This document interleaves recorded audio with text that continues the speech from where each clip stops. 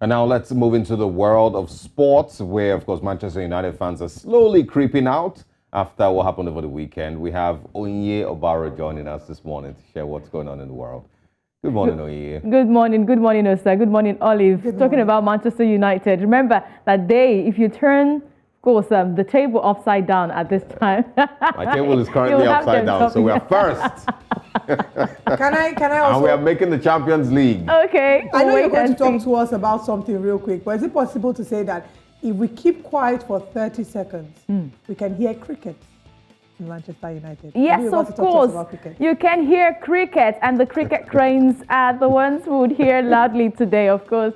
Thank you, Oli, for that drive there. Yes, we'll make our first step in the world of cricket and the world of sport, but we go to Uganda, where Uganda missed out to advance to the next round of the Cricket World Cup Qualifiers on March after table toppers Jersey were beaten by Kenya in their final game. Both Jersey and Uganda finished on the same number of points, but Jersey went through by the virtue of having a superior net run rate.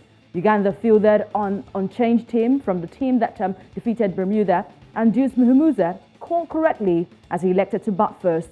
His decision was taken to heart as Simon Shesazi had 137 and Arnold Otwani had 129 to put on a record opening stand of 290 as they made Hong Kong bowlers toil till the 42nd over to pick them their first wicket. Uganda picked the biggest winning margin of the Challenge League B for 218 runs with the highest opening stand of 290 between Otwani and Shesazi. However, all that wasn't enough, even with Kenya doing Uganda a favour by defeating table toppers Jersey. It was another close yet so far campaign for the Cricket Cranes, as the 4 defeats in the last 10 games greatly affected the pursuit for another ODI status. Uganda will begin from the top again as they try to go the distance when the next Challenge League B starts up.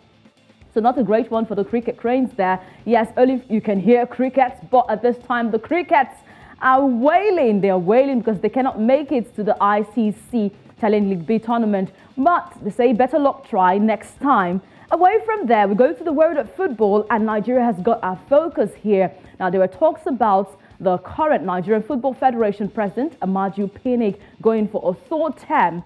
But the president of the Nigerian Football Federation, Amaju Pinnick, has laid to rest his intention for a 3rd term bid for the Nigerian Football Federation for another term. Yes, he made that statement on Monday as he earlier pronounced that he would not seek 3rd term in office as president of the Nigerian Football Federation. His 2nd term expires on September 20, 2022. Speaking on a broadcast platform, the CAF Executive Committee and FIFA Council member who has been speculated to be interested in a 3rd term at the Sunday Dakoro House in Abuja dismissed such talks, insisting that he was under family pressure to step aside. Yes, we had talks about him having to go for a 3rd term bid for another Nigerian Football Federation president, but he says family pressure made me to step back a bit. He stressed that there were too many people branded intruders in the corridor of sport who hate him for no just cause. Now, Pinnick, although he declined to speak on the relationship between him and the current sport minister, Sunday Dare, Pinnick said he would do the appropriate and also work with anybody who will be the new president of the side.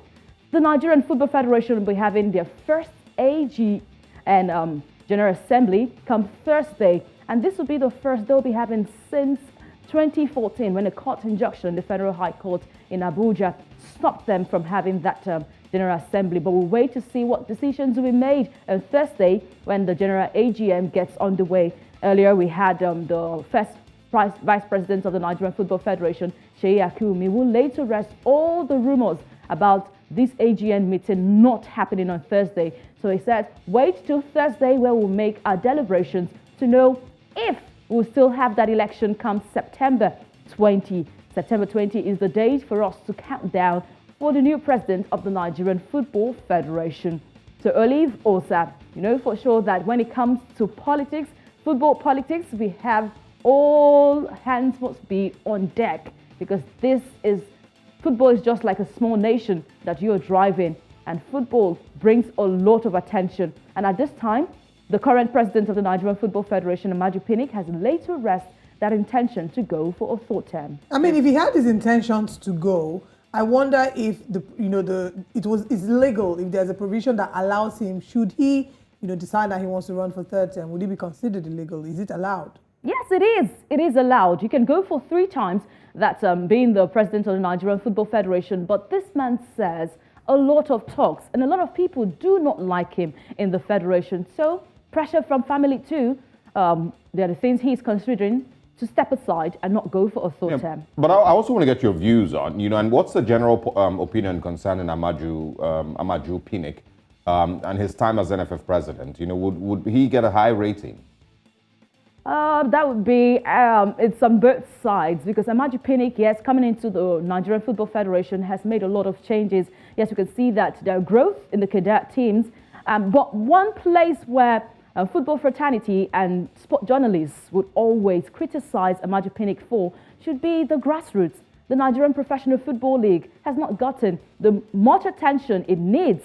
And players from there, because it's not getting the attention it needs, players from there are not being called up to the national team. A lot of people want continuity, and continuity is what we're not seeing in Nigerian football. Not forgetting the choices made by the coach to get the coaches for all the national sides. Remember, the issue between Gennett Rowe and the Nigerian Football Federation is still in court. FIFA backing Gennett Rowe for the Nigerian Football Federation to pay a whooping sum. They have not paid that. The whole burden will now land on the next president of the Nigerian Football Federation. He would continue that fight with Gennett Rowe. I mean, in several organizations, when one president is stepping down or his time in office is coming to an end, there are always speculations and projections on who will be his successor. Do we yet have speculations on who might be his successor? That question at this time, a lot so it's vague. Yes, ignorance, not clear enough, because even the candidates for the new presidency, the seats, we don't even know at all. We don't even know them at all. We don't know their manifestos. We don't know what they are bringing to the table, because no clarity yet if the election will hold or not. So for the first vice president of the Nigerian Football Federation, he says, let's wait till Thursday and see if we'll decide to have that election come September. Though we have a lot of candidates, Doherty, we've got Austin, who is also making his intention to be the new president of the Nigerian Federation. But a lot of people say, we don't know the candidates yet. Until so Thursday, we'll find out, right? Yes, we'll wait till Thursday. We'll find out who and who will be coming up as candidates for the election. Well, we hope that, the best decision is made, because the NFF still needs a lot of work. The Ministry of Sports generally has a lot of work that needs to be done. Nigeria needs to learn from Morocco. Morocco Absolutely. has got a well-organized system in running football. Absolutely. Thank you very much, Onye Obaru. Good to see you, as always. And luckily, you didn't mention Manchester United in any of the conversations. I'll see you again. It's all fine. It's all fine. But I will not talk about the club I have a soft spot for. We played yesterday. Oh, I did get to see that game. Very interesting, actually. I think the club will never work alone. Yeah. They're really missing Sergio Mane. They've been poaching Manchester United fans. I've been seeing them in my comment section on Instagram saying, Manchester United fans, it's okay to be at the bottom of the table, but you can't come to the place where you. But they've had 2 draws, this season. It's not like they've had such a fantastic run. Well, it's better. And yesterday, they almost actually lost yesterday. Now, also, you're being a hater. Come on. Exactly. Let's call it spade. We're pulling everybody down with us. Stay up. We rise by lifting others. Thank you so much. That's a good one. Thank you, Onye. It's always a pleasure to have you join us for Sports on the Breakfast Central. Always a pleasure to be here. Thank you so much.